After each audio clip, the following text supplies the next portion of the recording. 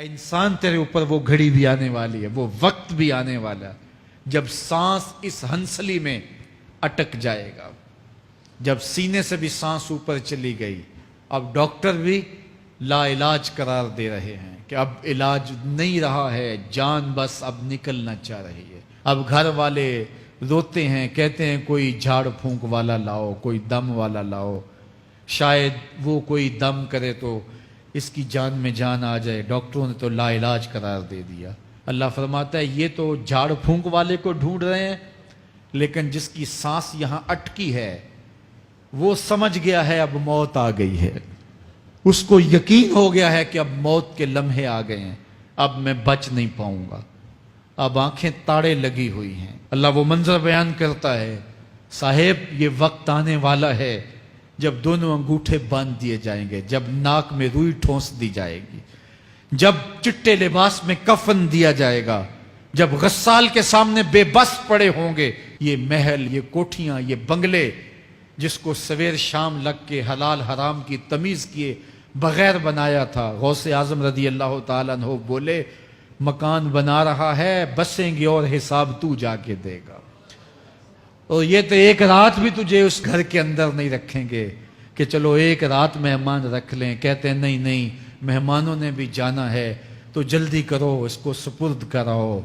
وہ تو تیرا لباس بھی پھاڑ کے اتاریں گے، خود غسل دینے کے لیے تیار بھی نہیں ہے، تجھ سے خوف آنے لگا ہے۔ جاندی واری ڈرونا بنے ہوتے، ہاتھ نہ لاندے ڈر دے، جنہ لئی تو پاپ کمائے اج کتھے نہیں تیرے کر دے۔ آج تو وہ تیرے ساتھ تجھے غسل دینے کے لیے آمادہ نہیں ہے۔ اولا لکا فاولا ثم اولا لکا فاولا، تیری خرابی آ پہنچی، ہاں تیری خرابی آ پہنچی۔ ایحسب الانسان ان یترک سدی، انسان دنیا میں یہ گمان کرتا ہے اس کو سدا چھوڑ دیا جائے گا۔ آج تو مفتی شہر ہے، آج تو علامۃ الدہر ہے، آج تو قاضی القضات ہے، آج تو منسٹر ہے، آج تو وزیر اعظم ہے، آج تو پہلوان ہے، آج تو شہزادہ ہے، آج تو بادشاہ ہے، آج تو زوراور ہے، آج تیری طاقت کے کیا کہنے، آج شیروں کو تو نچا لیتا ہے، ہاتھیوں کو تو بٹھا لیتا ہے، تیری صورت نکھرتی ہے، تیرے ہونٹ گلابی ہیں اور تیری نرگسی آنکھیں ہیں، تیرے ریشمی بال ہیں اور تیری خوبصورت رنگت ہے، تو چال چلتا ہے تو لگتا ہے قیامت چل رہی ہے، تیرا قد رانا جو ہے وہ صنوبر کو شرماتا ہے، تیری گفتار کے تنتنے ہیں۔ جس نے اتنی خوبصورت شکل ماں کے رحم میں بنائی، کیا وہ ہڈیوں کو جوڑ کے دوبارہ انسان نہیں بنا سکتا؟ وہ دوبارہ انسان بنائے گا اور پھر تجھے اپنے حضور کھڑا کرے گا۔ اور ایک حدیث میں آتا ہے اللہ بندے کو اپنے حضور کھڑا کرنے کے بعد اپنے سامنے سے ہٹنے نہیں دے گا جب تک 5 سوال نہیں پوچھ لے گا۔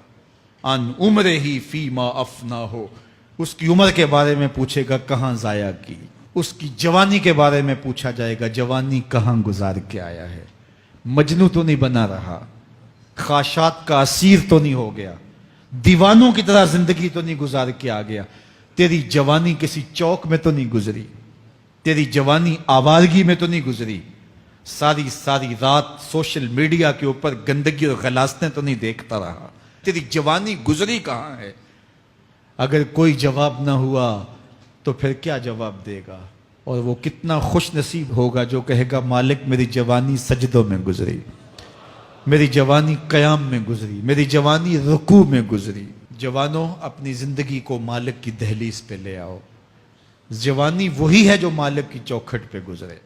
اپنے دل کا تعلق جوڑو، عشق کرنا ہے تو پھر آمنہ کے لال سے کرو، محبت کا رشتہ ان سے جوڑو، تعلق کا ربط ان سے قائم کرو، جوانی کو دین کی راہ پہ ڈالو۔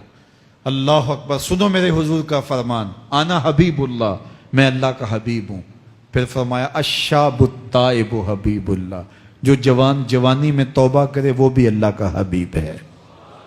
آؤ اللہ کے حبیب بن جاؤ۔ جب آپ اپنی ساری زندگی اللہ کے نام کر دیں گے تو پھر وہ پوری کائنات تمہارے نام کر دے گا۔